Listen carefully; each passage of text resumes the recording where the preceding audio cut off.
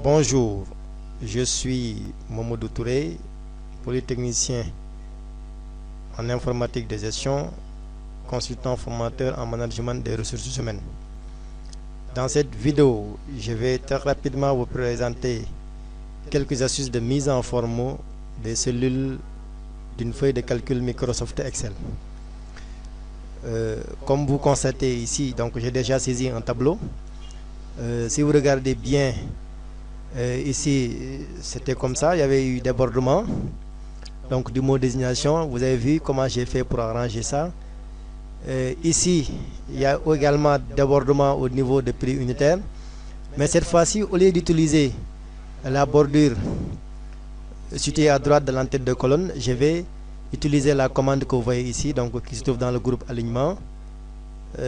La commande renvoyée à la ligne automatiquement, donc qui n'est valable que pour les cellules où il y a débordement. Donc, quand vous cliquez ici, regardez, ça affiche le contenu sur plusieurs lignes. Mais regardez, le texte est aligné en bas, ce qui n'est pas très présentable. Donc je vais sélectionner et je vais cliquer sur ce bouton que vous voyez ici, toujours dans le groupe alignement, qui s'appelle le bouton aligné au centre. Donc quand vous cliquez, regardez, entre le haut et le bas, ça sera aligné. C'est ça qu'on appelle centré verticalement. Et là, ce que vous avez en bas,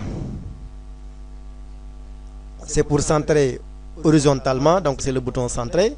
Donc vous cliquez ici pour centrer horizontalement. Vous pouvez mettre ça en gras. Et là, vous pouvez même appliquer une couleur de remplissage. Regardez ici, donc ça dépend.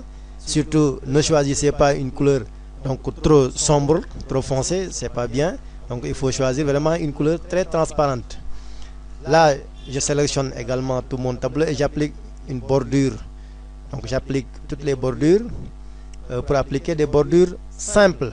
Donc quand vous cliquez automatiquement, donc faites la différence entre les bordures et le quadrillage. Ici très rapidement, donc pour calculer le montant, n'oubliez pas une formule Excel, comment toujours, par le signe égal ou bien le signe plus. Donc je tape ici le signe égal. Avec la souris, donc je sélectionne la quantité, la cellule contenant la quantité.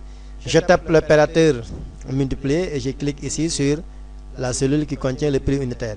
Vous validez ici au niveau de la barre des formules ou bien vous appuyez sur la touche entrée. Regardez, quand je valide avec la barre des formules, la cellule est toujours sélectionnée. Donc je viens ici, quand une cellule est sélectionnée, vous le constatez bien, la cellule sort nous d'un cadre gras. Au coin bas à droite, quand vous pointez là-bas, vous avez ce qu'on appelle la poignée de recopie. Vous cliquez sans relâcher et vous faites glisser. Et dès que vous relâchez, vous avez automatiquement les autres montants. Maintenant, regardez, ce sont des montants, ce sont des... On va essayer d'appliquer ici un symbole monétaire. Bon, au Sénégal, c'est le F. Et là, pour le faire, il faut personnaliser ça, parce que ça n'existe pas dans la machine. Le symbole monétaire par défaut, c'est l'euro.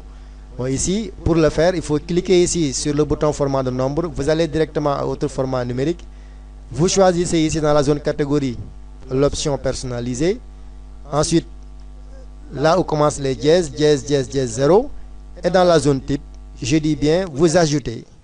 On ne supprime rien, on ajoute grand F et on clique sur le bouton OK. Et si vous regardez bien, excusez-moi là, donc si vous regardez bien, donc c'est appliqué sans problème. Voilà ce que je voulais vous montrer très rapidement donc sur la mise en forme de cellules. Regardez ici, je peux centrer la quantité. Voilà, donc je vous remercie. Momodou Touré, polytechnicien en informatique de gestion, consultant formateur en management des ressources humaines.